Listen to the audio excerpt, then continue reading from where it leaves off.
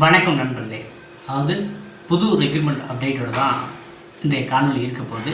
அது என்ன அப்படின்னா அது ரொம்ப எல்லாரும் ஒரு எதிர்பார்க்குற ஜாப் தான்.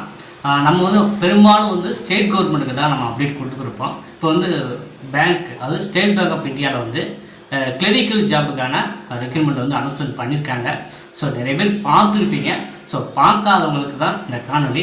இப்போ பார்த்தீங்கன்னா பேங்கிங் எக்ஸாம் நீங்கள் தயாராகிறீங்க அப்படின்னா அது எப்பயுமே பார்த்தீங்கன்னா இயர்லி ஒன்ஸ் வந்துக்கிட்டே இருக்குங்க. குறிப்பாக ஸ்டேட் பேங்க் மட்டும் தனியாக ரெக்கமெண்ட் பண்ணுவாங்க. அது தவிர்த்து பார்த்தீங்கன்னா ஐபிபிஎஸ்ங்கிற அமைப்பு பார்த்தீங்கன்னா நேஷனலைஸ்டு பேங்க்ஸ் எல்லாமே காமனாக ரெக்கமெண்ட் வருடந்தோறுமே வந்துக்கிட்டு இருக்கு. சரிங்களா?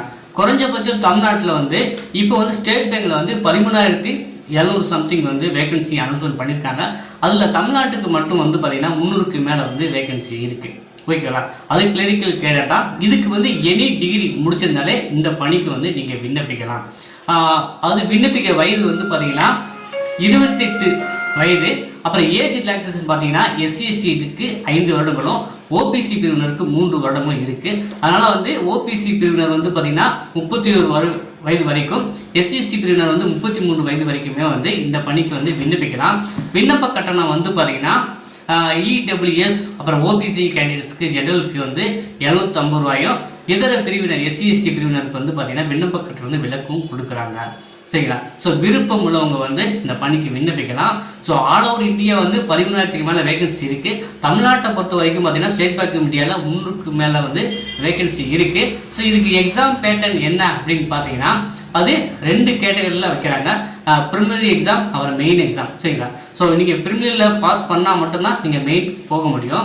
ஸோ இந்த பேங்கிங் எக்ஸாம் பொறுத்த வரைக்கும் என்னுடைய காமனான ஒப்பீனியனை சொல்லிடுறேன்.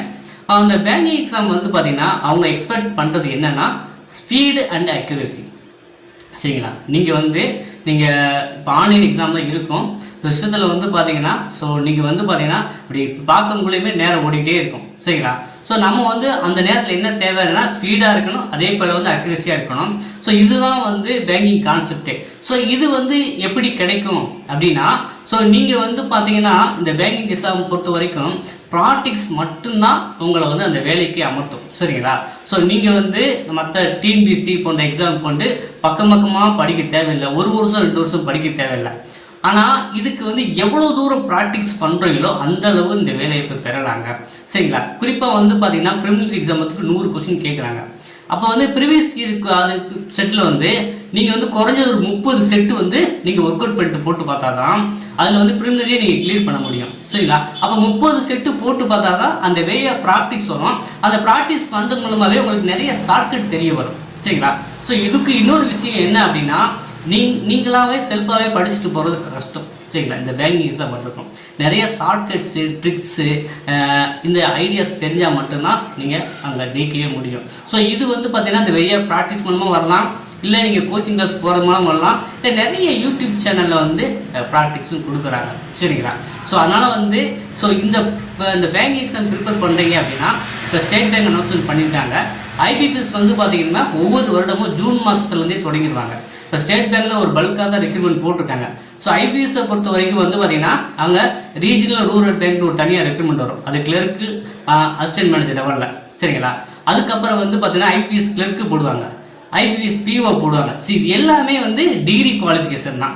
அப்போ நீங்கள் இப்போ இருந்தே பேங்கிங் எக்ஸாம் தயாராகிறீங்கன்னா இந்த 2025க்குள்ளே ஒரு வேலையை வாங்க வாய்ப்பு இருக்குது. நான் சொல்கிற மாதிரி ப்ராக்டிக்ஸ் ரொம்ப முக்கியம்.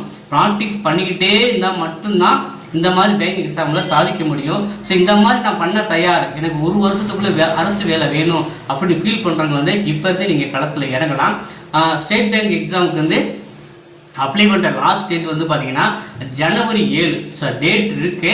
ஸோ விருப்பமும் தகுதி உடையவங்க பார்த்தீங்கன்னா நீங்கள் ஆன்லைனில் அப்ளை பண்ணி தயாராக ஆரம்பிக்கலாம். ஸோ இதுக்கு ஏதாவது பர்சனல் கைடன்ஸ் வேணும்னு ஃபீல் பண்ணிங்கன்னா நான் டிஸ்கிரிப்ஷனில் என்னோடய வாட்ஸ்அப் நம்பர் கொடுத்துருக்கேன். நீங்கள் கான்டாக்ட் பண்ணீங்க அப்படின்னா உங்களுக்கு கைடன்ஸ் கொடுக்குறதுக்கு நான் தயாராக இருக்கேன்.